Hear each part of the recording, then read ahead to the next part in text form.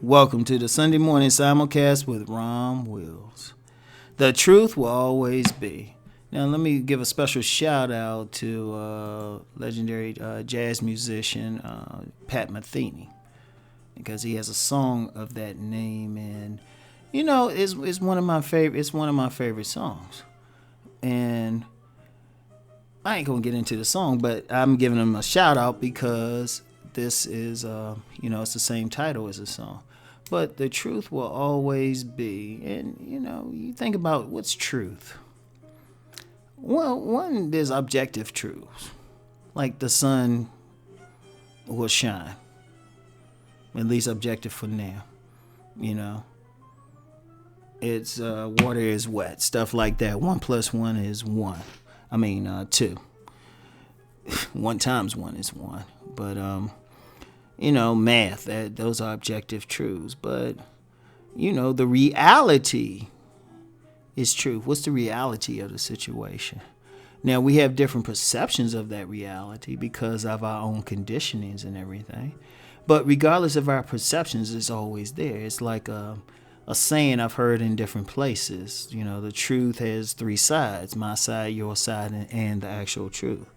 And that truth, that reality, what's actually happened, it will always be there. You can't change it. Now, your perception of it, of course, changes.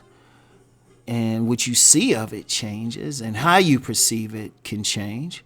You can see that truth one day. You can see the reality of a situation one day. And because of how you feel and your conditions at that moment, you perceive it one way. But then you see that same truth a year later. And because of personal growth or new perspectives, you see it something totally different. But that truth hasn't changed. That truth and the reality hasn't changed. This is what it is, And like I said, it ultimately is, it's our perceptions of it. Like one example of a truth is when somebody has a definite feeling. Like, here's an example. You're in a relationship with someone. People know me for relationships. Why not use an example? You're in a relationship with someone. This person never really loved you. That's the truth. That's a statement of truth right there. This person didn't love you. That was always the case. Now, somebody perceived it, like you can perceive it as, well, they felt this way about me, but they changed. Or somebody came into the picture and did something to change it, to break us up. But the real truth of it is they never loved you. Or the real truth of a job is it was always a crappy job. That's the reality of it. Or the reality is some plan you had would have never worked. And that will always be. It would have never worked for you. Now, even then, you still get on a philosophical level. You can say, well, maybe it would have worked. No, this is what happened. Another reality is the past. It's already happened. It's not going to change. In fact, that's really the best example. If something specifically happened in the past, like a building fell, that's a truth.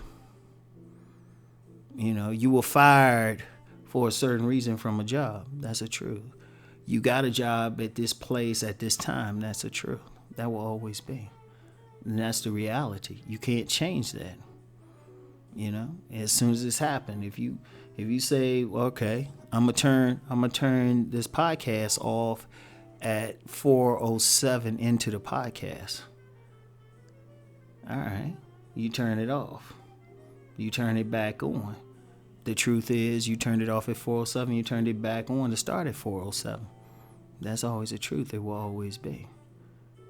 Now, this can be abstract because, as I said, there's some truths that are subjective. There's some that are more objective.